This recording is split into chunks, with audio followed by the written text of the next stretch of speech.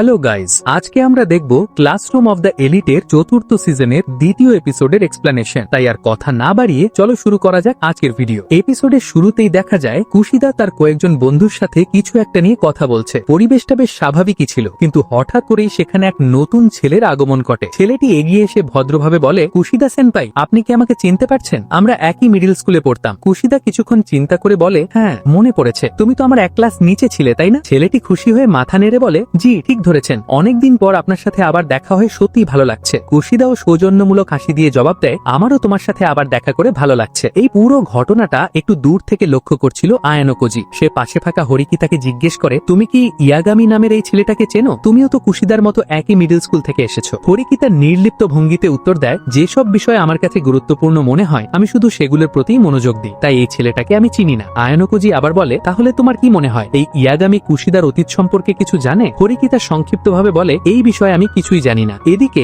Yagami কুশিদার দিকে হাত বাড়িয়ে বলে, কুশিদা সেনপাই, আপনি কি এই পরীক্ষায় আমার পার্টনার হবেন? কুশিদা একটু বিনয়ের সাথে বলে, আমার মনে হয় তোমার এমন কাউকে পার্টনার হিসাবে বেছে নেওয়া উচিত যে পড়াশোনায় ভালো। কিন্তু ইয়াগামি কুশিদার হাতা আলতো করে ধরে বলে, আমি স্কুলে নতুন, তাই আমার এমন একজনকে দরকার যাকে আমি সম্পূর্ণভাবে বিশ্বাস করতে পারি। এই কথায় কুশিদার কণ্ঠ কেঁপে ওঠে আর কিছুটা দ্বিধায় পড়ে গিয়ে বলে, ঠিক আছে, কিন্তু আমি কি এই বিষয়ে একটু সময় নিতে পারি? ইয়াগামি মুচকি হেসে বলে, অবশ্যই, আপনি যত সময় নিতে চান নিতে পারেন, আমার কোনো সমস্যা নেই। আর যতক্ষণ না আপনি উত্তর দিচ্ছেন ততক্ষণ আমি অন্য কাউকে পার্টনার বানাবো না। এরপর দৃশ্য বদলে চলে যায় একটি ব্যস্ত মার্কেটে। চারিদিকে ভিড়, হাসি, আনন্দ আর হইচই। বিশেষ করে ফার্স্ট ইয়ার স্টুডেন্টরা যেন বেশ ফুরফুরে মুড়ে সময় কাটাচ্ছে। এই দৃশ্য দেখে শুধু একটু বিরক্ত হয়ে বলে, দেখো ওদের কি মজা করছে, আর আমরা এখানে পার্টনার খুঁজতে গিয়ে পাগলের মতো ঘুরে বেড়াচ্ছি। হরিকিতা শান্ত গলায় উত্তর দেয়, তুমি কি ভুলে গেছো 1 বছর আগে তুমিও ঠিক এদের মতোই সময় কাটিয়েছিলে, আর সেই কারণেই এখন এই পরিস্থিতিতে পড়তে হয়েছে। এই কথা শুনে সুদো অপ্রস্তুত হয়ে যায়। সে বলে, আচ্ছা আচ্ছা মনে আছে, আবার সেটা মনে করিয়ে দিতে হবে না। এরপর তারা তিনজন কিছু ফার্স্ট ইয়ার স্টুডেন্টের কাছে গিয়ে বলে, আমরা পরীক্ষার জন্য পার্টনার খুঁজছি, তোমরা কি একটু কথা বলতে পারবে? স্টুডেন্টরা সহজভাবে জবাব দেয়, হ্যাঁ কোনো সমস্যা নেই, আমরা এখনো কারোর সাথে পার্টনার হইনি। হরিকিতা তখন মূল কথায় আসে, আমরা সুদোর জন্য একজন পার্টনার খুঁজছি, তোমাদের মধ্যে কেউ কি রাজি আছো? একজন ভেবে বলে, হ্যাঁ আমরা বিষয়টা বুঝতে পারছি আর রাজিও আছি, তবে এর জন্য আমাদের কিছু পয়েন্ট দিতে হবে। সুদোর সঙ্গে সঙ্গে রেগে উঠে বলে, তোমরা পাগল নাকি? একটা পার্টনারের জন্য 50,000 পয়েন্ট চাচ্ছ?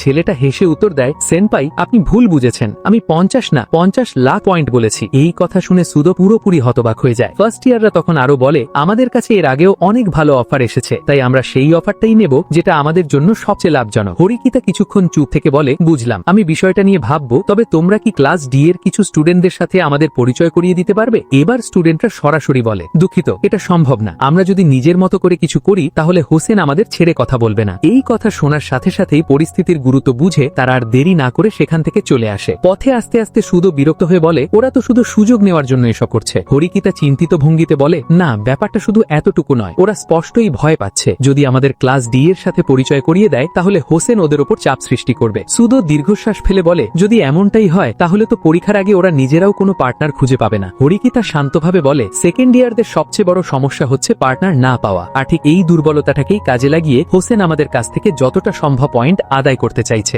আয়ানোকোজি একটু ভেবে বলে, আমরা যদি অন্যদের কাছেও খোঁজ নিই তাহলে সম্ভবত একই উত্তর পাবো, তাহলে এখন আমাদের করণীয় কি? হরিকিতা দৃঢ় গলায় বলে, আমি এই ফাঁদে পা দিতে চাই না, তবে একটা বিষয় মাথায় রাখতে হবে, যদি আমরা প্রথম হতে পারি তাহলে আমরা 50 ক্লাস পয়েন্ট পাবো, আর সেটা প্রাইভেট পয়েন্টে কনভার্ট করলে দাঁড়াবে প্রায় 20 লাখ। আয়ানোকোজি হিসেব করে বলে, তাহলে যদি আমরা একজনের জন্য 5 লাখ করে দিই তাহলে সর্বোচ্চ 5 জনের বেশি নিতে পারবো না। হরিকিতা মাথা নেড়ে বলে, ঠিক তাই, আর সেই কারণেই আমার মনে হয় এখানে পয়েন্ট খরচ করা একদমই বুদ্ধিমানের কাজ হবে না। সে আরো বলে, আমাদের পরবর্তী লক্ষ্য হওয়া উচিত যেভাবেই হোক ক্লাস ডি এর সাথে সরাসরি আলোচনা করে পার্টনার ঠিক করা, কারণ হোসেনের ক্লাসের ওপর নির্ভর করা খুবই ঝুঁকিপূর্ণ। ঠিক তখনই ইচিকা আমাসাওয়া নামের একটি মেয়ে সিঁড়িতে দাঁড়িয়ে মুচকি হেসে বলে, আপনারা যদি পরীক্ষার জন্য পার্টনার খুঁজে থাকেন তাহলে আমাকে নিতে পারেন, আমারও একজন পার্টনার দরকার। তখন হরিকিতা তাকে জিজ্ঞেস করে, তুমি কি সুদোর সাথে পার্টনার হতে রাজি? উত্তরে ইচিকা বলে, তোমার একাডেমিক রেটিং তো E+, কিন্তু সমস্যা নেই, আমি তোমার সাথে পার্টনার হতে রাজি, কারণ আমি স্ট্রং ছেলেদের খুব পছন্দ করি। সে আরো বলে, আমি মেন্টালি না ফিজিক্যালি স্ট্রং ছেলেদের কথা বলছি, তাই আমি অনেক স্ট্রং ছেলেদের খুঁজে বের করতে চাই, তারপর তাদের মধ্যে লড়াই করাবো, আর যে জিতবে সেই হবে আমার পার্ট। এটা শুনে সুজনে বলে, তুমি কি মজা করছো? তুমি জানো এটা করা সম্ভব না। উত্তরে ইচিকা বলে, না আমি মজা করছি না, আমি সত্যি স্ট্রং ছেলেদের পছন্দ করি। এটা শুনে সুদো তাড়াতাড়ি করে মেয়েটির কাছ থেকে দূরে সরে যায়, কারণ সে মনে করে মেয়েটি তাকে নিয়ে মজা করছে। হরিকিতাও এই ব্যাপারে একমত হয়, তাই তারা সেখান থেকে চলে যেতে শুরু করে। তখন ইচিকা তাদের থামিয়ে বলে,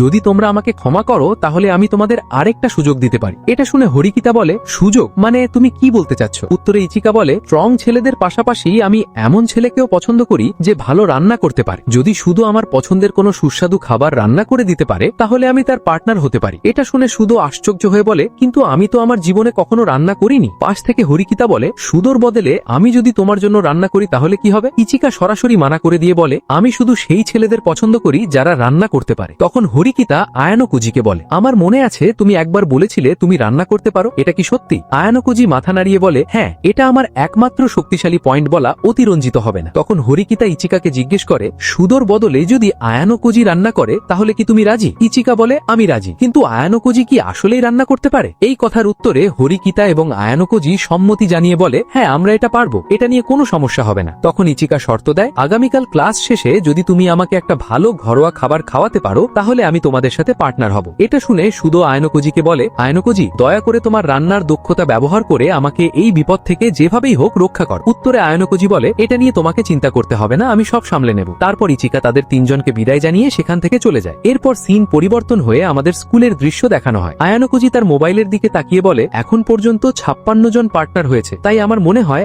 এখনই সিরিয়াস হওয়ার সময় হয়ে গেছে। ঠিক তখনই পেছন থেকে নানাসে বলে, গুড মর্নিং আয়ানোকুজি সেনপাই, আর হোসেনের আচরণের জন্য আমি আপনার কাছে ক্ষমা চাচ্ছি। আয়ানোকুজি বলে, এই বিষয়ে তোমাকে ক্ষমা চাওয়ার কোনো দরকার নেই। নানাসে বলে, আমি ওর সাথে গিয়েছিলাম যাতে ও কোনো ঝামেলা না করে, কিন্তু আমি সেটা থামাতে পারিনি, তাই আমি দুঃখিত। আয়ানোকুজি মনে মনে ভাবে, এই মেয়ে খুব ভদ্র, মার্জিত, আর তার গ্রেডও ভালো, তাহলে সে ক্লাস ডি তে কি করছে? আর আগের দিন যেভাবে সে আমাকে দেখছিল সেটা খুব অদ্ভুত ছিল। তারপর আয়ানোকুজি জিজ্ঞেস করে, তুমি কি ইতিমধ্যে কোনো পার্টনার বেছে নিয়েছো? উত্তরে নানাসে বলে, না, এখনো না, অনেকেই অফার দিয়েছে কিন্তু আমি এখনো সিদ্ধান্ত নিইনি। তারপর আয়ানোকুজি বলে, দুই ক্লাসের স্টুডেন্টরা যদি একে অপরকে পার্টনার খুঁজতে সাহায্য করে তাহলে কেমন হয়? নানাসে বলে, তুমি একটা অ্যালায়েন্সের কথা বলছো? উত্তরে আয়ানোকুজি বলে, হ্যাঁ, তুমি যেটা ভেবেছো ঠিক সেটাই। নানাসে দীর্ঘ কণ্ঠে জানায়, আমি এটার সাথে একমত, কিন্তু একটা সমস্যা আছে। অনেক স্টুডেন্ট ইতিমধ্যে হোসেনের নির্দেশ মেনে চলতে শুরু করেছে। এটা শুনে আয়ানোকুজি বলে, ও, কিন্তু তুমি কি কোনো বিশেষ পজিশনে রয়েছো? কারণ তোমাকে দেখে মনে হচ্ছে না তুমি হোসেনকে ভয় পাও। জবাবে নানাসে বলে, কারণ আমি সহিংসতার সামনে মাথা নত করি না। তখন আয়ানোকুজি বলে,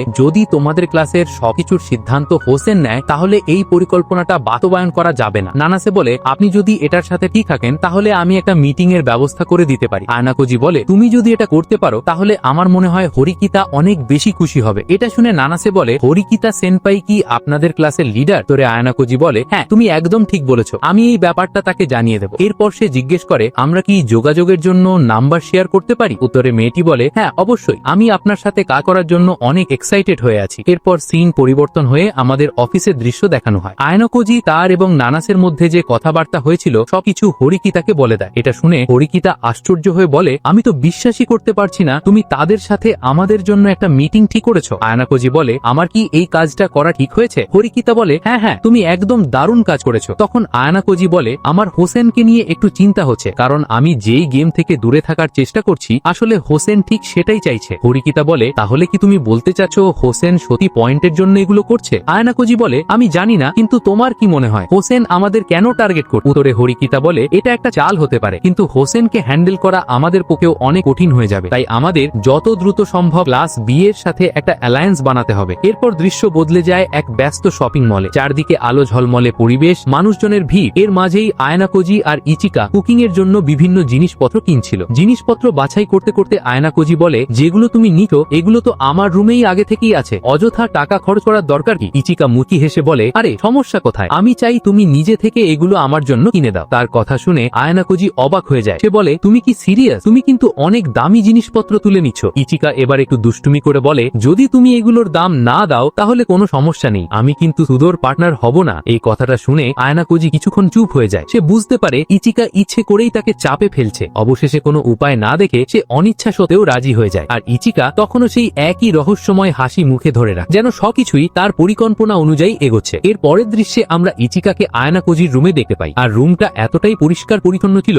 যে ইচিকা এক দেখাতেই পছন্দ হয়ে যায়। তখন আয়ানোকুজি বলে, আমি এখন তোমার জন্য খাবার তৈরি করছি, তাই তুমি এই সময়টাতে রেস্ট করে নাও। উত্তরে ইচিকা বলে, তোমার ফোনটা খাটের ওপরে রেখে যাও যাতে কোনোভাবে চিটিং করতে না পারো। এই কথা শুনে আয়ানোকুজি তার ফোনটা খাটের ওপরে রেখে দিয়ে বলে, তোমার পছন্দের খাবারের নামটা বলো, আমি সেটাই বানিয়ে দিব। ইচিকা কিছুক্ষণ ভেবে বলে, তাহলে তুমি আমার জন্য জনপ্রিয় টম ইয়াম গুং খাবারটাই তৈরি করে দাও। আয়ানোকুজি খাবারটার নাম শোনার সাথে সাথেই কিচেনে চলে যায় সেটা তৈরি করার জন্য। আর তখন আমরা জানতে পারি হরিকিতা ব্লুটুথের মাধ্যমে আয়ানোকুজিকে নির্দেশনা দিচ্ছিল। এরপর কিছুক্ষণের মধ্যেই আয়ানোকুজি খাবারটা খাবারটা পুরোপুরিভাবে তৈরি করে নিয়ে আসে। ইচিকা খাবারের দিকে তাকিয়ে বলে, আমি যেরকম ভেবেছিলাম তার থেকেও অনেক বেশি সুস্বাদু মনে হচ্ছে। এরপর মেয়েটি খুব মজা করে আয়ানাকোজির হাতে রান্না করা খাবারটা খেতে থাকে, আর খাবারটা এতটাই সুস্বাদু হয়েছিল যে মেয়েটা এক বাটি খাবার একাই খেয়ে নেয়। তখন আয়ানাকোজি জিজ্ঞেস করে, আচ্ছা এখন বলো তোমার সিদ্ধান্ত কি? উত্তরে ইচিকা বলে, খাবারটা পারফেক্ট না হলেও তুমি আমার জন্য অনেক চেষ্টা করেছো, তাই আমি সুদোর সাথে পার্টনারশিপ করার জন্য রাজি আছি। এটা শুনে আয়ানাকোজি মেয়েটাকে ধন্যবাদ জানায়। মেয়েটাও তাকে ধন্যবাদ এবং বিদায় জানিয়ে সেখান থেকে হাসি মুখে চলে যায়। এরপর দৃশ্য পরিবর্তন হয়ে আমাদের আয়ানাকোজি এবং হরিকিতাকে দেখানো হয়, যারা নানাসের সাথে দেখা করার জন্য লাইব্রেরিতে এসেছিল, কিন্তু নানাসে ওখানে না থাকার কারণে শিনা নামের একটি মেয়ের সাথে তাদের দেখা হয়ে যায়। তখন আয়ানাকোজি বলে, ক্লাস সিতে সবকিছু ঠিকঠাক চলছে? শিনা মুচকি হাসি দিয়ে বলে, হ্যাঁ সেখানে সবকিছুই ঠিকভাবে চলছে। আর এখানেই শেষ হয়ে যায় দ্বিতীয় নাম্বার এপিসোড। ভিডিওটি ভালো লেগে থাকলে অবশ্যই একটা লাইক আর সাবস্ক্রাইব করে দিও। দেখা হচ্ছে পরবর্তী ভিডিওতে।